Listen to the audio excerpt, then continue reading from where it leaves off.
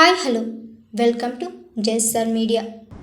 ముఖ్యంగా లా and order కాపాడటం అనేది ఒక ప్రధానమైనటువంటి అంశం. ఎన్నికల సమయంలో పెద్ద ఎత్తున ఎన్నికలు జరుగుతూ ఉన్నప్పుడు ఎవరి ఓటును వాళ్ళు సక్రమంగా వినియోగించుకోవడం కోసం లా అండ్ ఆర్డర్ కాపాడాలి, పోలింగ్ స్టేషన్లో కట్టుదిట్టమైన ఏర్పాట్లు చేయాలి అనేది ఎన్నికల కమిషన్ యొక్క ఉద్దేశం.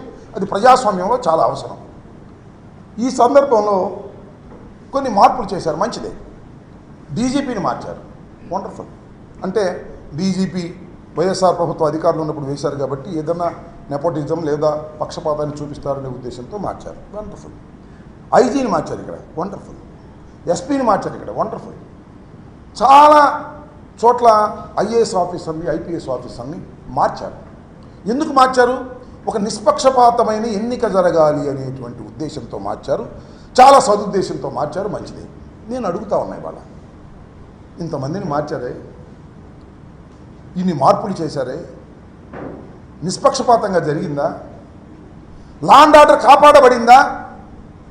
ఎంత బాధతో చెప్తున్నానంటే బోత్ సైడ్స్. వాళ్ళ తెలుగుదేశం వాళ్ళు తన్నులు తిన్నారు కొన్ని చోట్ల, వైసీపీ వాళ్ళు తలకాయలు పగిలాయి. వైసీపీ వాళ్ళు ఫోన్లు చేసి, అయ్యా మా ఊర్లో కొడుతున్నారు, మా పోలింగ్ బూత్ను ఆక్రమించుకున్నారు, దౌర్జన్యం చేస్తున్నారు, పోలీసులు పంపండి అంటే, ఒక ప్రజాప్రతినిధిగా ఉన్నా నేను, ఒక మంత్రిగా ఇంకా ఉన్నా నేను, ఒక క్యాండిడేట్గా ఉన్నా నేను, పోలీసులకు ఫోన్ చేస్తే గంటల తరబడి పోలీసులు రీచ్ కానటువంటి పరిస్థితి. మ్యాన్ పవర్ లేదా? ఎందుకు రీచ్ కాలేదు? తలకాయలు పగిలిపోయి వాళ్ళు కొట్టుకొని అలిసిపోయిన తర్వాత పోలీసు వాళ్ళు వెళ్ళారు, సినిమాల్లో వెళ్ళినట్టుగా. ఏమిటి దుర్మార్గం ఉంటున్నాను. ఆఫ్టర్ ఫెయిల్ ఆఫ్ పోలీస్, నేను రాష్ట్రంలో ఫెయిల్ అయ్యారు, మరి ముఖ్యంగా పలనాడు ప్రాంతంలో ఆఫ్టర్ ఫెయిల్యూర్ పోలీసు యంత్రాంగం అంతా కూడా లా అండ్ ఆర్డర్ కాపాడటంలో పూర్తిగా విఫలమయ్యారు. ఇది నిస్సందేహం. పూర్తిగా ఫెయిల్ అయ్యారు. ఫెయిల్ అయ్యారా? నాకు ఇప్పుడు అనుమానం వస్తుంది. ఫెయిల్ అయ్యారా లేక తెలుగుదేశంతో కొల్లుడయ్యారా?